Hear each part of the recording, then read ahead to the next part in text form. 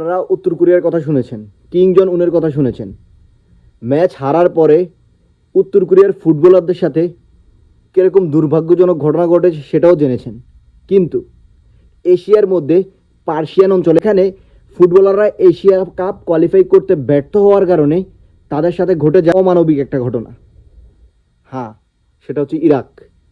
Iraq যখন AFC Asia কাপের মূল পর্বে যেতে ব্যর্থ হয়, তখন হচ্ছে সাদ্দাম হোসেন চটে যায় এবং সকল ফুটবলারকে ডেকে এমন একটা শাস্তি দেয় যেটা অবিশ্বাস্য ছিল। তাদেরকে জেলে ভরে দেয় এবং তাদেরকে এই এশিয়া কাপ কোয়ালিফাই করতে ব্যর্থ হওয়ার কারণে সশ্রম কারাদণ্ড দেয়।